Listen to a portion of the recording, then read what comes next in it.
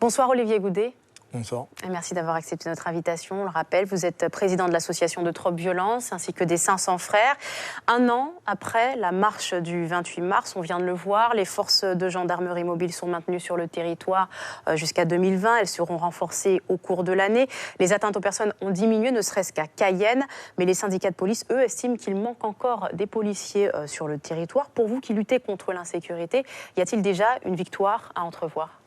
Bien, il vient de le dire, Monsieur Willy, que l'escadron que nous avons donc réclamé a quand même un impact. Cependant, concernant la police, nous ne pouvons aujourd'hui apporter de réponse puisque nous n'avons pas eu de réunion en préalable puisque nous voulions donc rencontrer les syndicats de police. Nous l'avions fait en 2015, nous devions le refaire, remettre en place cette réunion avec M. Willy. Mais malheureusement, jusqu'à maintenant, pour leurs revendications, nous n'avons pu obtenir cette réunion. Alors, un certain nombre d'engagements ont été suivis. À titre d'exemple, près de 200 millions d'euros sont promis pour la CTG, environ 400 millions pour les constructions scolaires. Les mesures supplémentaires à hauteur de 2 milliards 500 millions d'euros, elles, sont toujours de côté. Elles ne sont pas à l'ordre du jour. Quelle est aujourd'hui la démarche du comité local de suivi de l'accord de Guyane dont vous faites partie ? En tous les cas, je répondrai pour le pôle sécurité et profiterai de votre antenne pour remercier quand même les Iguanes de l'Ouest qui ont gardé donc cette force, cette détermination pour rester mobilisés et également suivre les accords de Guyane. Donc sur le pôle sécurité et justice. Pour nous, ça avance. Ça avance calmement puisque ce n'est pas en un an. Comme nous disons à la population, nous devons nous faire confiance. Cela va avancer petit à petit. Je veux intervenir sur l'échographe. Suite au mouvement, nous avions réclamé un scanner. Et pendant toute la fatigue et les négociations, nous nous sommes rendus compte que l'État avait donc changé du scanner. Ils nous ont mis un échographe.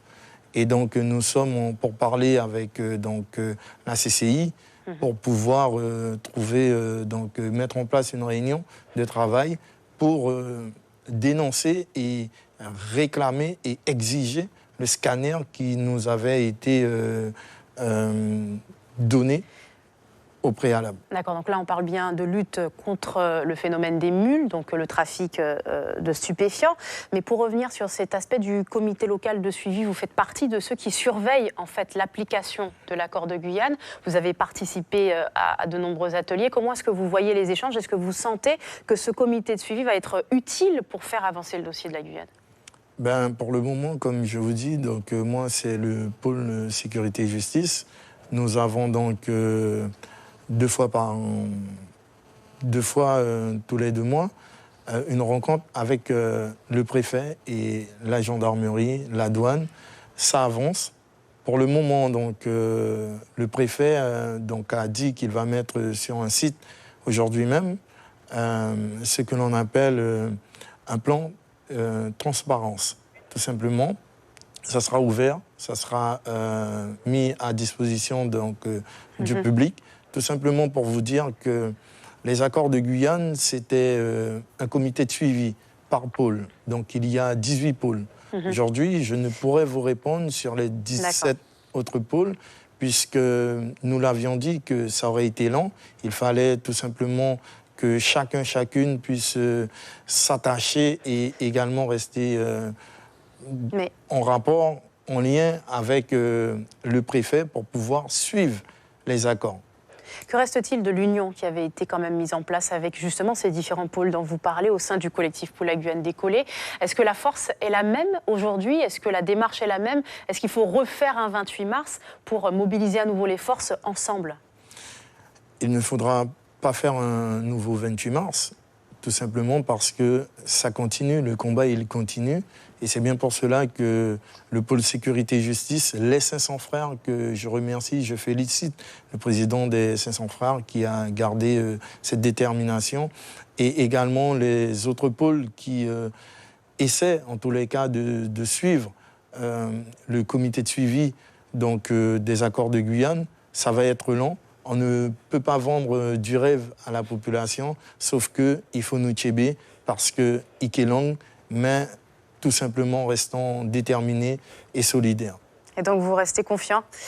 Je suis confiant puisque nous l'avons dit l'année dernière, il faut ça changer. Ça va changer. Vous avez bien constaté que le président de la CTG a quand même obtenu 53 millions. Il est clair que l'hôpital a obtenu 20 millions. Il reste 40 millions à obtenir. Le plan de convergence, il est clair que les propos du préfet et du président de la République, au moment où il disait qu'il n'était pas le Père Noël, ça voulait tout simplement dire qu'il faut qu'il nous aurait été soudés pour aller chercher et obtenir et exiger le plan de convergence, tout simplement. Merci Olivier Goudet. On rappelle que demain soir, un rassemblement populaire est prévu pour commémorer le 28 mars 2017, donc place des Palmistes, à l'appel de Trop Violence et des 500 frères. Et la première... Suivez l'info sur Guyane la Première.